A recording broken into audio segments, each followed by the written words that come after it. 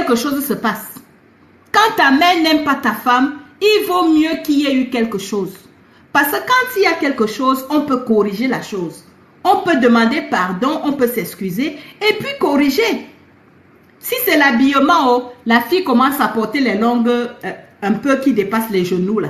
Vous voyez? Si c'est l'éducation, la fille commence maintenant à s'adapter à la famille du gars parce qu'elle l'aime, tu vois. Elle est amoureuse, elle commence à s'adapter.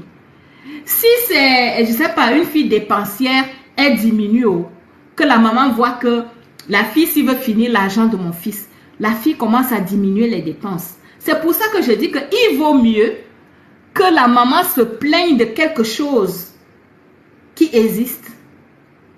Au moins comme ça, on peut corriger. Mais une maman qui regarde ta femme et elle dit qu'elle ne veut pas. Elle dit qu'elle ne veut pas.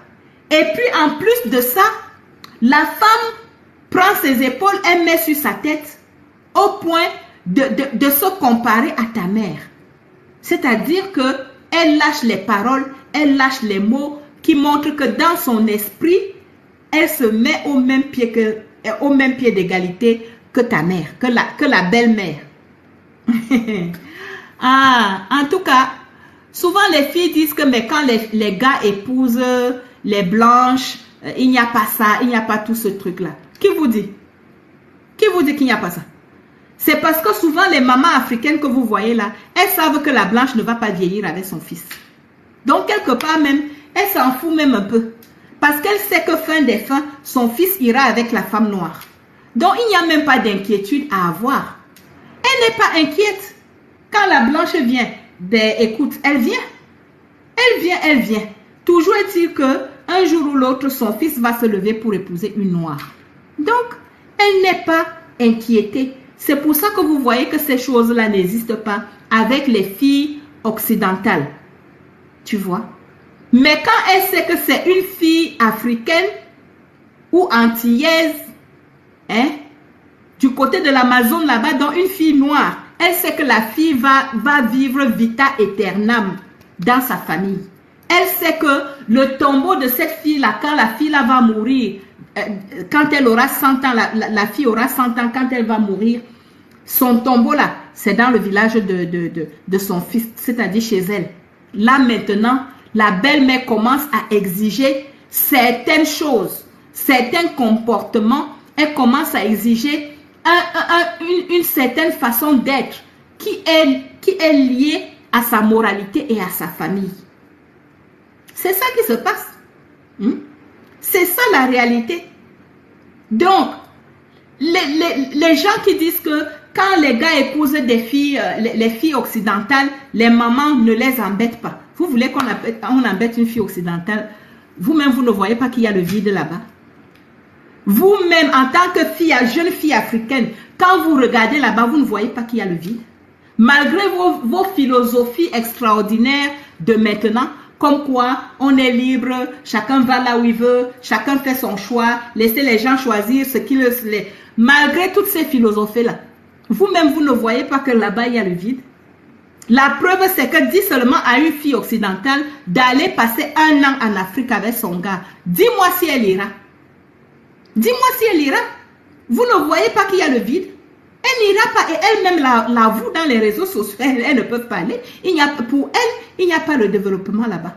Donc, elle, quand elle épouse un gars noir, c'est pour vieillir avec le gars en Occident. Ce n'est pas pour que le gars rêve un jour qu'il va rentrer avec elle en Afrique. Donc, vous voulez que les mamans perdent leur temps. Pourquoi? Elles ne peuvent pas perdre leur temps. C'est comme ça.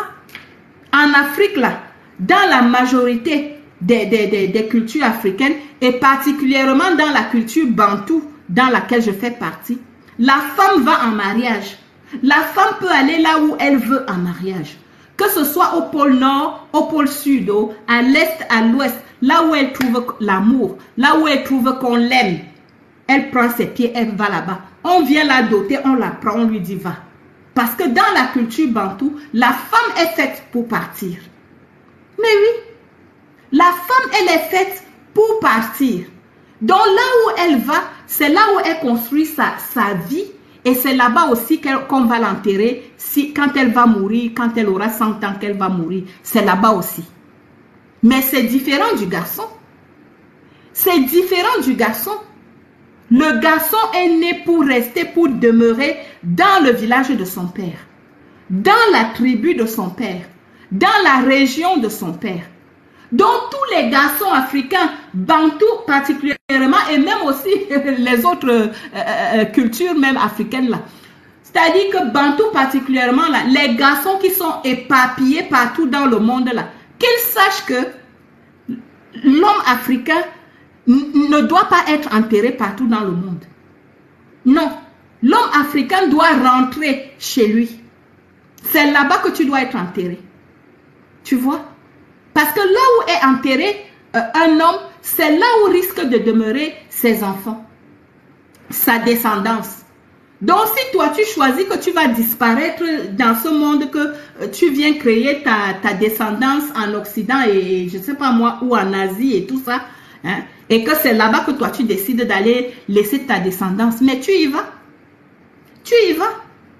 Mais toujours est-il que le sang là, les gènes là, c'est ça qui suit. Ça va traverser les océans et les mers, ça ira te trouver là-bas et tu auras aussi toutes les conséquences qui vont avec. Tu vois, non? Donc c'est ça.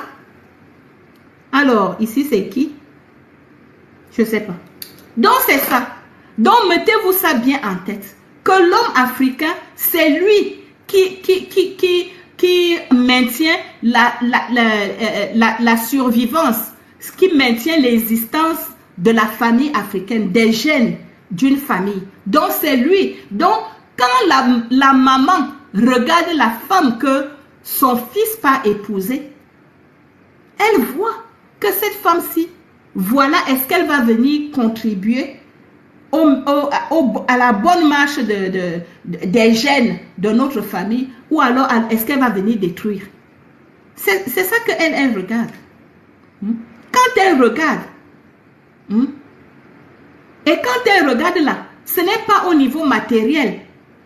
C'est-à-dire que les habits, elle est sexy, ou elle dépense trop. Ce n'est pas tellement à ce niveau-là que la majorité des mamans regardent. Quand une maman regarde une belle fille, elle voit au niveau spirituel que celle-ci, est-ce qu'elle va venir me gêner dans la construction de la maison de mon mari et de moi, de notre famille? C'est ça qu'elle regarde. C'est pour ça que je dis qu'il vaut mieux que maman vous reproche une chose précise. Que ta femme dépense trop, je n'aime pas. C'est mieux. Ta femme s'habille de façon sexy, c'est trop. C'est mieux. Ta femme ne fait pas bien à manger, c'est mieux. Parce que là, c'est le niveau zéro même de la colère d'une mère. Niveau zéro, je vous dis. C'est-à-dire le rez-de-chaussée de la colère d'une mère. Parce que à ce niveau zéro-là, on peut tout arranger. On peut tout arranger. Belle fille peut aller voir belle maman que maman apprends-moi alors à préparer comme chez toi. Et puis l'histoire finit comme ça. Hein? Ou même fiston amène sa femme à la boutique et ils choisissent les robes qui dépassent les genoux et qui couvrent un peu les seins. Et puis le tour est joué. Maman est contente. Donc ce n'est pas dur. Le niveau zéro, là, le rez-de-chaussée de la colère de la maman, c'est vraiment... C'est facile à arranger. Donc, il vaut mieux une maman qui te reproche des choses. Il vaut mieux une belle-mère qui reproche à sa belle-fille des choses matérielles. Parce que ça peut s'arranger. Mais quand c'est des choses vraiment invisibles, quand c'est des choses invisibles, hein, là c'est chaud. Là c'est chaud. Là, c'est chaud. Là, il faut vraiment bien regarder le problème.